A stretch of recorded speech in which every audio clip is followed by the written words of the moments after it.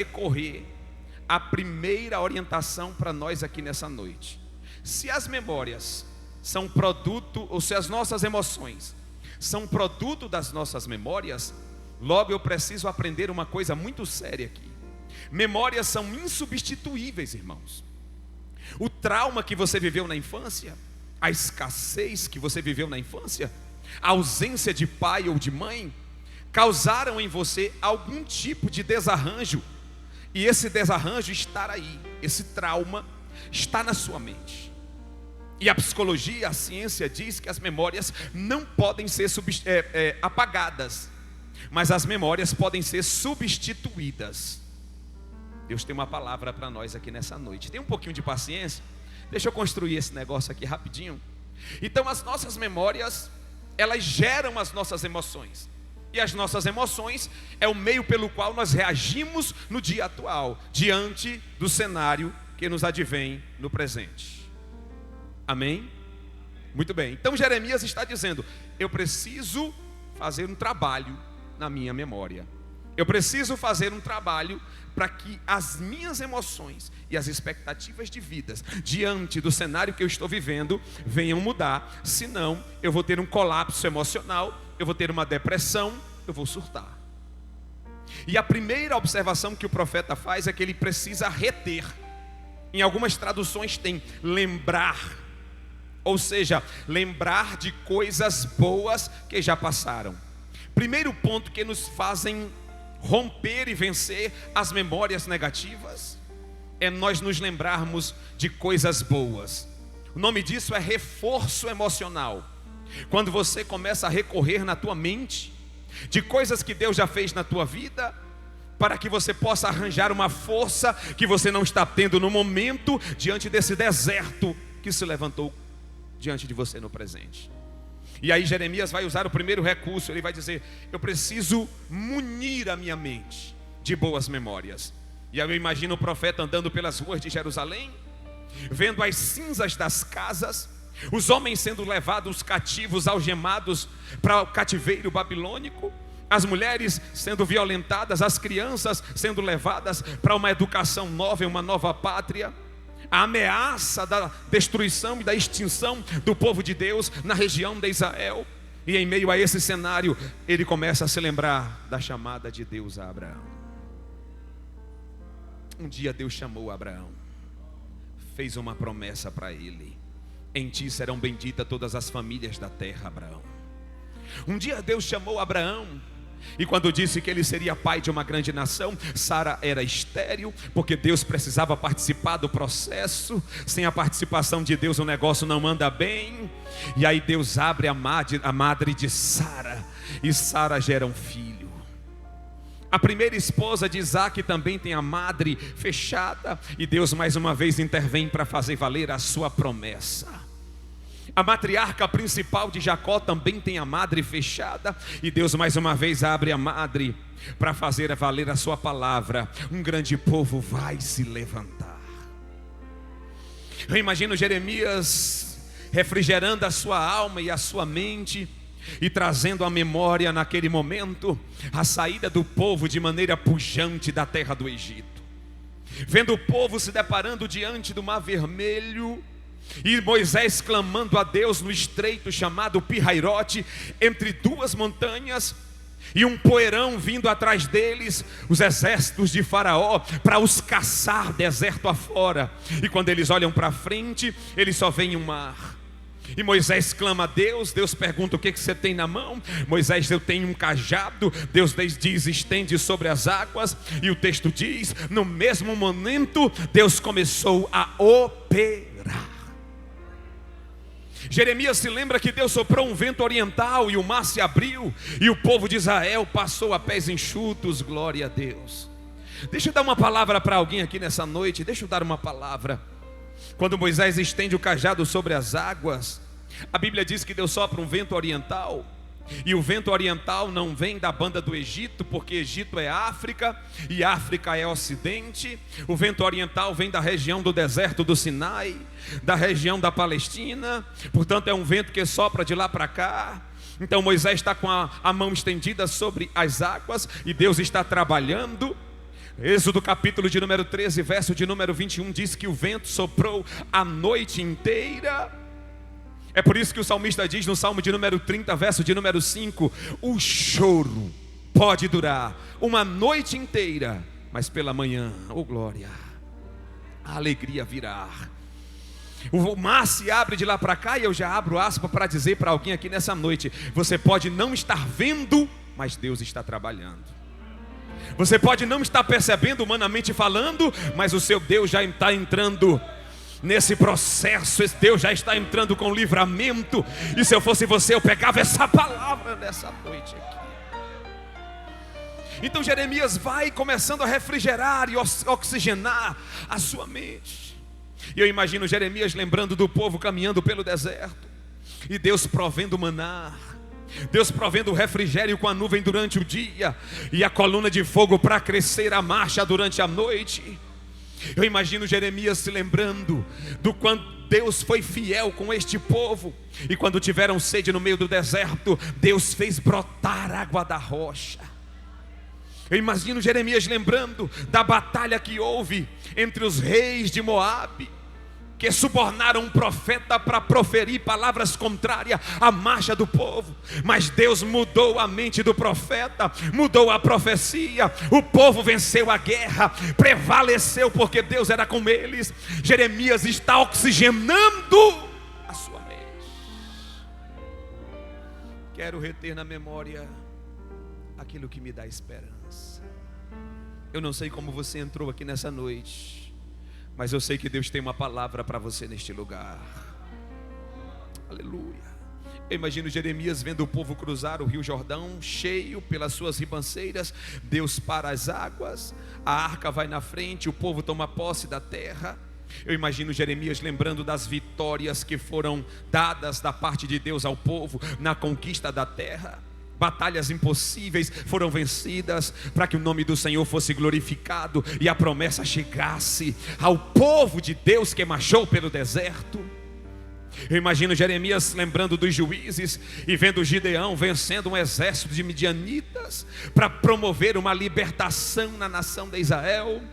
Eu me lembro de Jeremias, eu penso que Jeremias poderia se lembrar, aleluia, quando Deus chegou para Gideão e disse: Gideão, quantos são os midianitas? Gideão diz: é muito, Deus. Aí Deus diz: pois eu vejo eles diante de mim como um homem. Aí Deus se volta para Gideão e diz: e eu e você somos dois. É 2 contra 1, nós somos maioria. É que Deus está querendo dizer para alguém aqui nessa noite: você e Deus é maioria, irmão. Maior é o que está contigo. Dá uma refrigerada na mente aí nessa noite. Então a primeira coisa que a gente aprende é que a gente tem que buscar boas memórias para equilibrar as emoções diante das batalhas do presente. E tem uma recomendação boa para nós aqui, ó. Uma fonte de boas memórias para a igreja. Uma fonte na qual, se pudéssemos aqui fazer uma salada ou bater aqui uma vitamina, sabe qual seria a cor dessa vitamina? O nome dessa vitamina? Ação de Deus, intervenção de Deus, fidelidade do Senhor. Jeremias dá-nos a primeira orientação, e a segunda orientação é Jesus quem dá.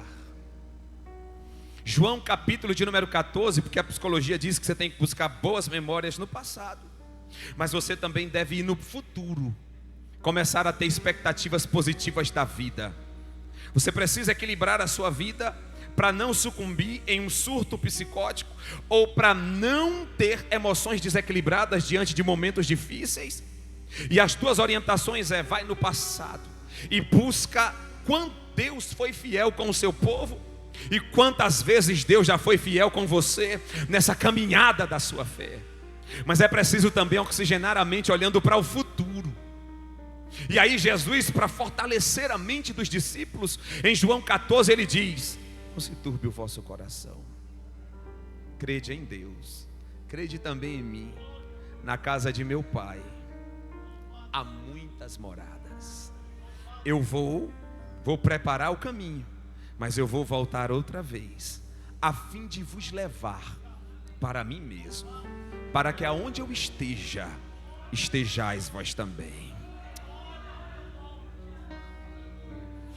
Jesus morre na cruz, Jesus ressuscita, 40 dias ele fica com os discípulos, fortalecendo a mente deles. No passo dos 40 dias, Jesus sobe. Em Atos 1, os discípulos veem Jesus subindo. Oh, glória! E quando ele é assunto nas nuvens, um anjo desce e diz: varões galileus, por que estáis olhando para cima? Esse Jesus que viste subir e ser assunto entre as nuvens, há de descer outra vez, para levar-vos para ele mesmo. Aí Jesus chama o apóstolo Paulo e diz assim: Paulo, eu preciso refrigerar a mente da minha igreja, porque o crente é diferente, irmão. O crente está com o pé nessa terra, mas está com o coração na glória. É por isso que tem crente que é como Jacó: se Deus fizer, se Deus for comigo, se o Senhor me abençoar na terra da provisão, eu serei o seu servo, eu lhe darei o dízimo. Mas tem outros crentes que é como o profeta Abacuque: ainda que a figueira não floresça. Por quê? Porque eu estou com os pés aqui na terra, mas meu coração está arraigado numa promessa maior que me aguarda. Aí Jesus chama o apóstolo Paulo e diz: Paulo, escreve para a minha igreja aí, como é que vai ser a minha volta e o meu encontro com eles, para que eles se desprendam um pouquinho dessa terra, para que eles não acreditem que o norte da vida deles é baseado em uma teologia coach, que prega os 10 passos para a vitória na terra, que prega os códigos milenares da Bíblia para prosperar. Paulo, ensina a eles a verdadeira doutrina. Pois não, Senhor, pode falar. Diga para eles, Paulo, que os mortos em Cristo ressuscitarão primeiro. Diga para eles, Paulo, que a trombeta vai soar, é uma realidade. Diga para ele, Paulo, que todos aqueles que já morreram em Cristo, a terra vai dar um jeito de refazer o corpo. A alma que está lá no paraíso do outro lado vai voltar e vai entrar neste corpo, e este corpo será transformado e glorificado. Mas diga para eles também, Paulo, que os que estiverem vivos, ante ao toque da trombeta, serão transformados, arrebatados, e se encontrarão para sempre com o Senhor nos ares. Lembre-se que Jesus disse: eu vou, mas eu voltarei outra vez, a fim de vos levar para mim mesmo, para que aonde eu esteja, estejais vós também. Capítulo 4 de 1 Tessalonicenses, versículo 17, Paulo diz: e assim estaremos para sempre com o Senhor. No versículo 18 ele diz: consolai-vos uns aos outros com estas palavras. Qual é a palavra que dá consolo para um crente que está no meio de um turbilhão de problema agora? A certeza de que um dia vai deixar esta terra em milésimos de segundo, vai pisar em nuvens a solo fixo e vai encontrar o maravilhoso conselheiro, Deus forte, Pai da eternidade. Vai encontrar aquele que João viu no primeiro capítulo de Apocalipse. Seus olhos são como chama de fogo, seus pés como latão reluzente, vestido de linho puro, veste sacerdotal. Da sua boca sai uma espada aguda, e a sua voz é como o som de muitas águas. Oh, aleluia. Você pode levantar a mão comigo nessa noite? Bota no ombro desse irmão que está perto de você e diga para ele: oxigena a mente. Desliga um pouco dessa terra. Esquece o cheque da segunda-feira. Esquece um pouco o boleto. Se liga com o céu agora.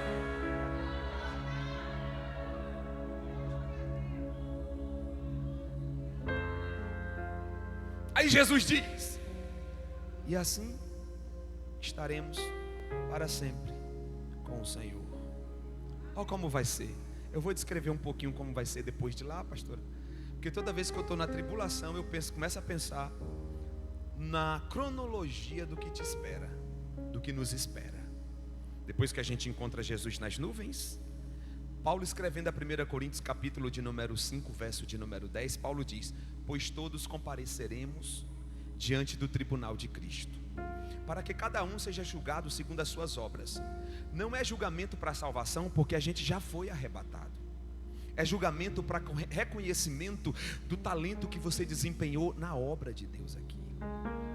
Aí Jesus, para coadunar com Paulo, lá em Apocalipse capítulo 22, verso 12, Jesus disse: João, avisa a minha igreja em Irecê que eis que cedo venho, e o meu galardão está na minha mão direita para dar a cada um segundo as suas obras. Então Deus que você serve tem um desejo não só de te encontrar nas nuvens, e não só de estar com você para sempre, mas reconhecer todo o trabalho e o esforço que você pleiteou na obra de Deus aqui nessa terra. Aí depois que formos arrebatados, João no capítulo 4 verso 2 de Apocalipse viu um trono no ato do seu arrebatamento, que tipifica o arrebatamento da igreja. Paulo diz que nós haveremos de comparecer diante do tribunal de Cristo, para que cada um receba segundo as suas obras. Oh glória!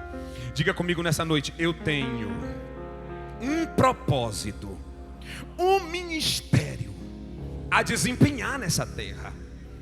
E de ministério, irmãos, não é microfone na mão. Ministério não é pregar, ministério não é cantar apenas. Ministério é o talento que Deus te deu para desempenhar nessa vida. E tem um detalhe: todos nós temos uma chamada da parte de Deus para realizar. Todos nós temos um propósito a executar nessa vida. E digo mais: você não vai ser feliz na sua totalidade enquanto não desempenhar o propósito pelo qual Deus te trouxe a essa vida. Você precisa descobrir o seu propósito. E vai uma dica aqui nessa noite: como descobrir o meu propósito? Deixando de olhar só para o seu próprio umbigo e começando a reparar ao redor, se engajando por pessoas, se envolvendo na obra. Quando você começar a se disponibilizar voluntariamente, já já você se depara com o propósito pelo qual Deus te trouxe a essa terra. Aí Paulo descreve em 1 Coríntios capítulo 3 verso 12 até o 15. Paulo começa a dizer: todos vão edificar sobre o fundamento que é Cristo. Aí Paulo diz: olha, veja como você edifica o seu edifício. Por quê? Porque existem edifícios de pedras preciosas, ouro e prata, mas existem edifícios de madeira, feno e palha. Edifícios de madeira, feno e palha são as obras que se fazem para a sua própria glória. São obras que se fazem apenas para o seu próprio benefício. São obras que se fazem para se aparecer. É madeira, feno e palha. Aí Paulo continua: porque naquele grande dia em que compareceremos diante do tribunal de Cristo, o fogo revelará qual seja a obra de cada um. A obra que passar pelo fogo e sofrer detrimento, essa perecerá. Mas a obra que passar pelo fogo e ficar melhor ainda, esta prevalecerá. As obras de pedras preciosas, ouro e prata, é o trabalho que você faz para Deus de coração. É o trabalho que você faz para Deus dando o seu melhor, nas condições em que você está, enquanto não existem condições melhores para fazer melhor ainda. Eu vou repetir isso aqui: faça o seu melhor na obra de Deus, enquanto não existem condições melhores para fazer melhor ainda. Não espere a condição mais apropriada, não espere o cenário mais apropriado, não espere a promoção, a porta abrir. Faça agora, nas condições em que você está, enquanto não existem condições melhores para fazer melhor ainda. Aí Paulo diz: todos compareceremos. Imagine essa assembleia diante do tribunal de Cristo. Jesus sentado no trono e começa a chamar um por um. Eu estou oxigenando a mente de alguém aqui nessa noite. A palavra tribunal no grego quer dizer bema, e a palavra bema quer dizer pódio. Lembra do pódio da Fórmula 1 que os caras subiam para receber a taça? É a mesma palavra no grego. É que Deus tem um pódio preparado para cada um de nós. Você está entendendo? Enquanto você está pensando só na prova que você está passando, Deus está pensando em te encontrar nas nuvens, te levar para um pódio e te galardoar pela tua vida de esforço nessa terra e pela tua dedicação na obra do Senhor. Você está entendendo isso aqui nessa noite? Aí Jesus vai chamar os crentes. Aí vai ter crente que vai vir com obra de ouro. Eita Jesus! O ouro passará pelo fogo, o fogo vai refinar o ouro, vai brilhar ainda mais. Jesus vai olhar dizendo: bem está, servo bom e fiel. Sobe no bema, sobe no pódio e receba o galardão. Quem quer receber galardão de Deus aqui nessa noite? Quem acredita que é um desses que subirá no pódio do céu, que é um desses que receberá os parabéns da própria boca de Jesus? Aí você pensa que para por aí. Não para aí não, irmão. Quando terminar esse momento glorioso, eu já estou terminando. Aí Jesus convida toda essa multidão Aí João viu o evento. Apocalipse 19, João disse que viu uma multidão de vestes brancas, uma multidão com corpo glorificado. Sabe por que você vai ter um corpo glorificado? Porque para estar perto de Jesus, essa é a senha. Uma multidão com corpo glorificado. Aí João vê um cântico que é como o som de muitas águas. Aí João olha para este cântico que é como o som de muitas águas. E o cântico João descreve. Apocalipse 19, 5. E a voz que eu ouvi era essa: regozijemo-nos e demo-lhe glória, porque chegadas são as bodas do Cordeiro, e a igreja vitoriosa já está na sala da festa para comemorar a vitória dos santos juntamente com o nosso Cristo. Irmão, quando a igreja dá um glória na coletividade, parece o som de águas do mar. Você já percebeu? Foi isso que João ouviu. Esse glória aqui, ó. Você sabe que está te aguardando lá em cima? Ah, meu irmão. Terminando as bodas do Cordeiro, você pensa que vai... Eu estou oxigenando, pastor, a mente de alguém, porque a gente está muito na terra. Terminando as bodas do Cordeiro, você acha que acabou? Não.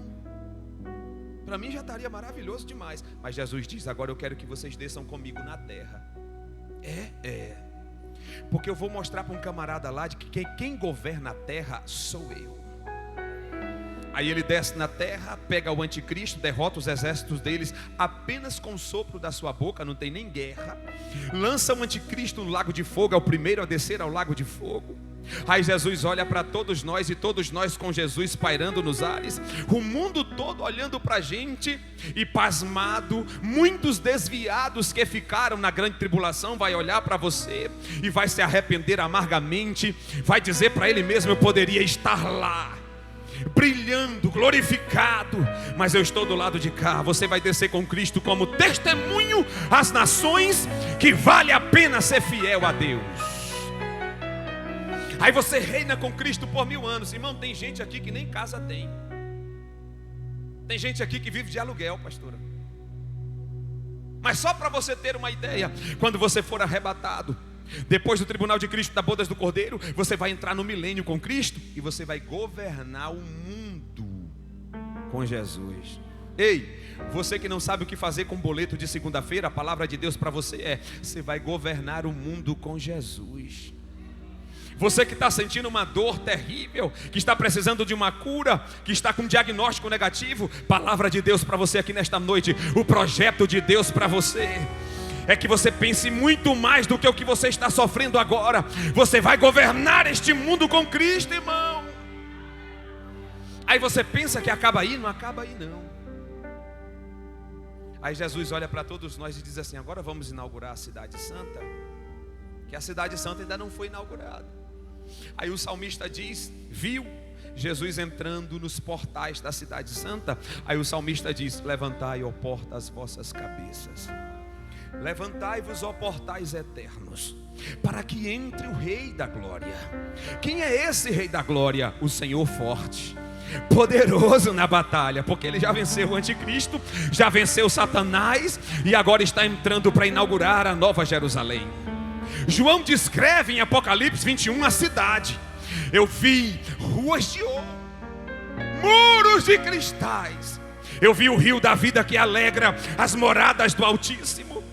Eu vi no centro da cidade, na praça central, a árvore da vida, que Adão, depois do pecado, não pôde comer, mas você vai provar do fruto da árvore da vida. Sabe quem está entrando com Jesus nos portões celestiais? Olha para o lado. Olha para o lado. Você está vendo quem está entrando com Jesus? Acabou de ver? Você visualizou quem está entrando com Jesus nos portões celestiais para inaugurar a cidade santa? É esse crente que está do teu lado, dando glória ao nome dele nessa noite. Aí quando nós entrarmos na cidade, Jesus vai apresentar a cada um de nós a nossa mansão. Quem é Alphaville, irmão? Jesus vai chegar: Carlos Alberto, valeu a pena, essa casa é sua. Minha esposa, pastora, sonha com a casa da porta grande. Coisa de mulher. Ela quer uma casa da porta grande. Ai, Jesus. Aí Jesus vai chegar para ela e vai dizer assim: Camila, olha a sua mansão. A porta gigantesca. Na porta uma pedra branca com um novo nome, uma nova história.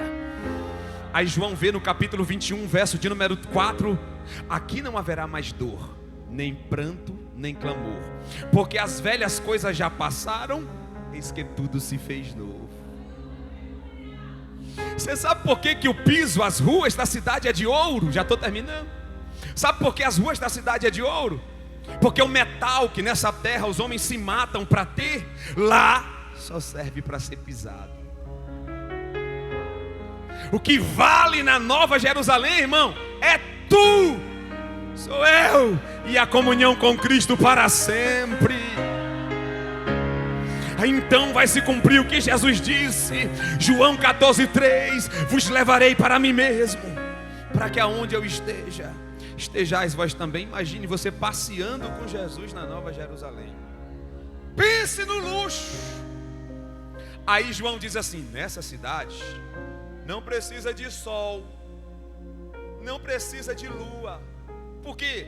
Porque Jesus é o sol. Aí vem agora o fechamento para a gente entender por que a gente vai ter corpo glorificado.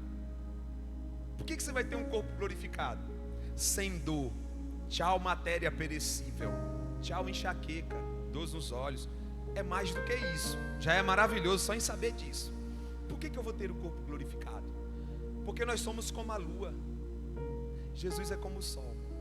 A lua não tem luz própria, mas a lua reflete a luz do sol. Na cidade não vai precisar de lâmpada, de sol, de energia eólica, de energia solar, de energia de coelba. Não vai chegar a conta da coelba na tua casa. Sabe por quê? Porque a glória de Cristo envolverá a cidade, e todos os habitantes da cidade refletirão a glória de Cristo. Onde você está vai ser só um clarão de glória, partindo de você, que é reflexo da glória de Cristo em você. Você está entendendo isso aqui nessa noite? Você está entendendo o projeto de Deus para a tua vida, irmão? Quero reter na memória aquilo que me dá esperança. Aquilo que me dá esperança. Jesus está voltando. A trombeta vai soar. Você não vai morrer nessa paranoia emocional. Você não vai sucumbir em meio a esse calor de pressão do momento. Deus está dizendo nesta noite para você: eu estou contigo aqui na terra. Nós vamos nos encontrar visivelmente no céu. Para sempre estaremos juntos, e a vitória é nossa. Você sabe por que você é mais do que vencedor? Porque antes de chegar lá, seu nome já está registrado no livro da vida. Deus te abençoe, meu irmão. Bota a mão no ombro desse irmão nessa noite. Bota a mão no ombro dele, por favor, e diga para ele: receba a palavra de Paulo. Consolai-vos uns aos outros com estas palavras.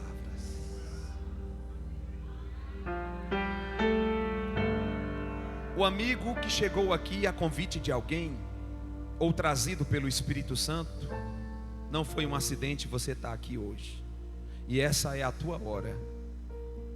Nós queremos convidar para aceitar a Jesus Cristo.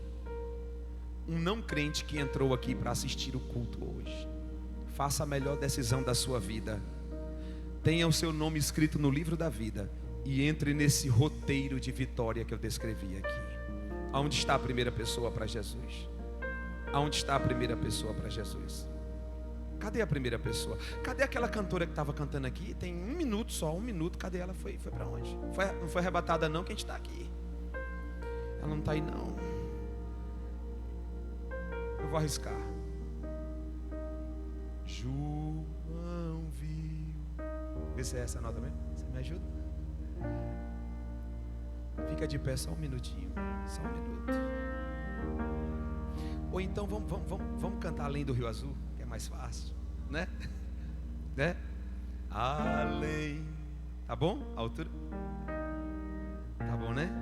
Puxa aí, missionária. Tá alto? Mais baixo. Bota a mão no seu peito.